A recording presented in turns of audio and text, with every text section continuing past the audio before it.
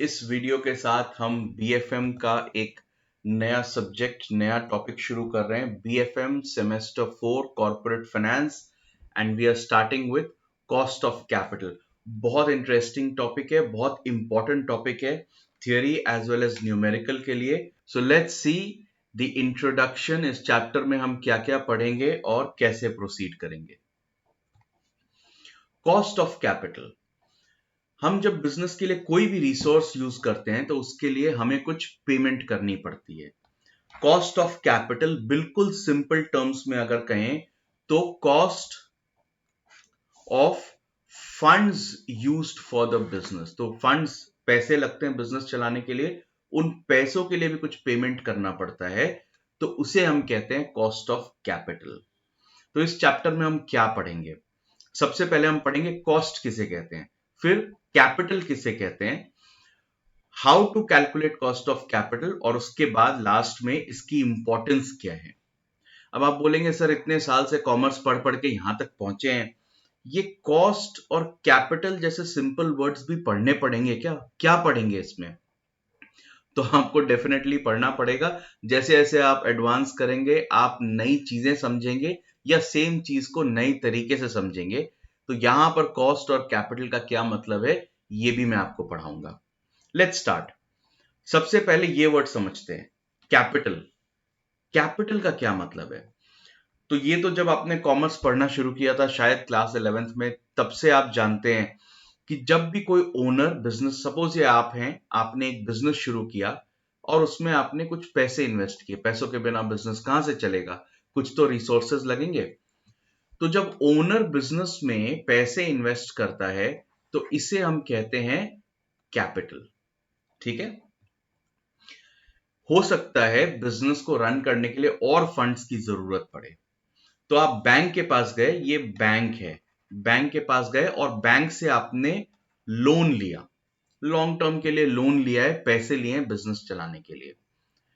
अब अगर आप अकाउंटेंट को बुला के पूछें, सपोज ये अकाउंटेंट है, इसको आप पूछें तो वो बताएगा कि सर ये तो है कैपिटल, और ये कैपिटल नहीं है, लायबिलिटी है, लोन है। ठीक है।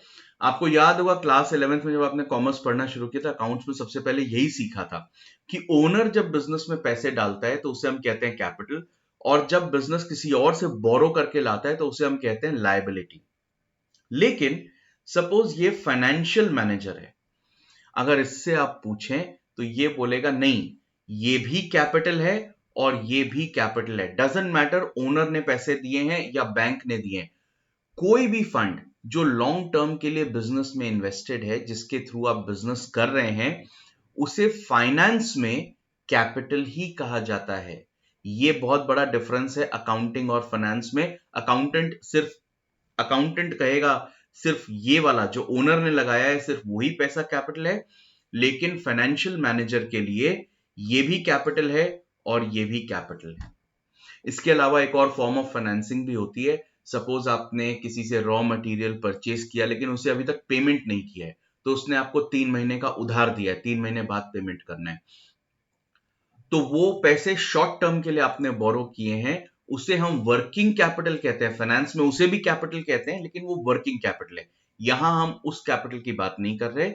जो भी पैसे बिजनेस में लॉन्ग टर्म के लिए लगे हैं, चाहे ओनर के हों या डिबेंचर होल्डर्स के हों या किसी बैंक ने दिए हों या आप कहीं से भी लाए हों, वो सारा का सारा कैपिटल कहलाता है।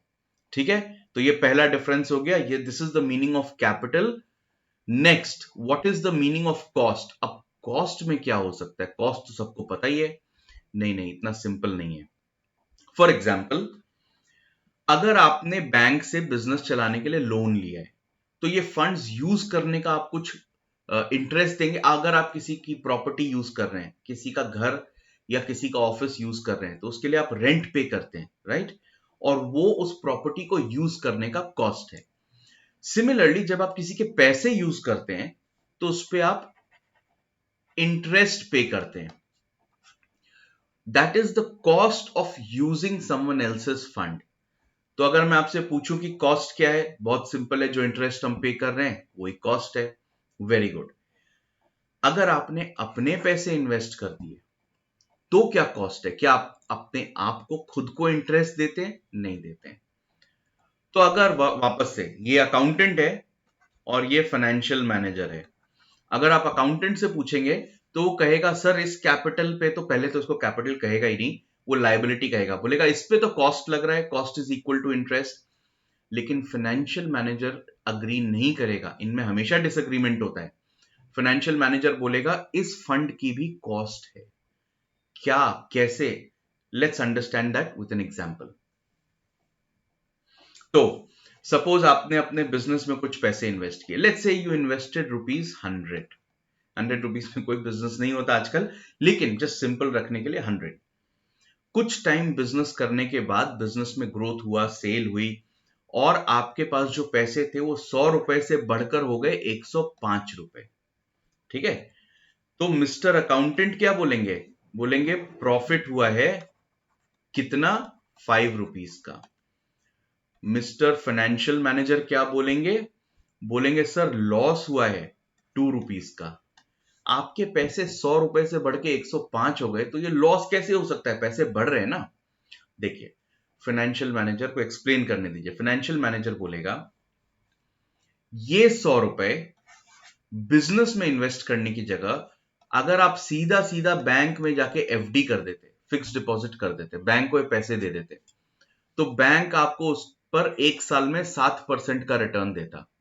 यानी बैंक भी आपको बैंक में डाल देते तो भी कुछ नहीं करना पड़ता, कोई मेहनत नहीं लगती, कोई रिस्क नहीं उठाना पड़ता, फिर भी ये पैसे ₹100 से बढ़कर 1 साल के बाद ₹107 हो जाते। आपने इतनी मेहनत करी, रिस्क भी लिया, बिजनेस रन किया, तब भी ये पैसे ₹105 हुए, तो ₹2 का लॉस हो गया ना। तो फाइनेंशियल मैनेजर सिर्फ इंक्रीज या डिक्रीज नहीं देखता, फाइनेंशियल मैनेजर ये भी देखता है कि अगर इस फंड को और कहीं लगाते तो वहां से कितना मिल सकता था, यानी अपॉर्चुनिटी कॉस्ट ऑफ फंड्स भी देखता है। ठीक है? तो जब हम फाइनेंस में कॉस्ट ऑफ कैपिटल की बात करें, तो हम सिर्फ वो नहीं देखेंगे कि जेब से कितने पैसे जा रहे हैं, आपने कितना पेमेंट किया है, बल्कि अपॉर्चुनिटी कॉस्ट भी देखेंगे। अगर हम इन फंड्स को कहीं और यूज करते तो वहां से कितना रिटर्न आता। तो इस हिसाब से कॉस्ट की सिंपल डेफिनेशन क्या है?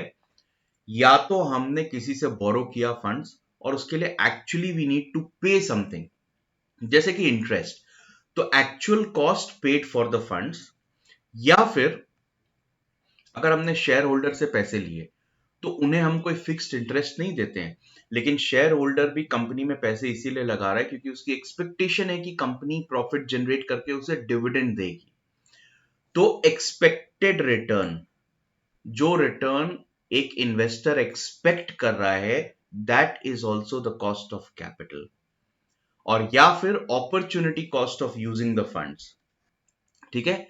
इसको बहुत डिटेल में आगे जाके समझेंगे, अभी सिर्फ इंट्रोडक्शन है तो बेसिक कॉन्सेप्ट बता रहा हूं।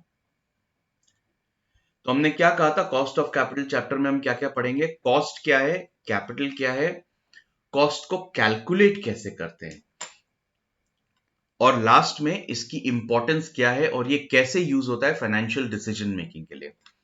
तो इस वीडियो में इतना ही। आने वाले वीडियोस में we will start learning how to calculate the cost of capital. Capital equity के फॉर्म में है या प्रेफरेंस शेयर के फॉर्म में है या डेट है, डिबेंचर है, हर तरह के हर सोर्स ऑफ फंड के लिए कैलकुलेशन अलग होता है। तो हम हर सोर्स के लिए अलग अलग कॉस्ट ऑफ कैपिटल निकालने का तरीका सीखेंगे, प्लस उसके बाद टोटल कॉस्ट ऑफ कैपिटल कैसे निकालते हैं।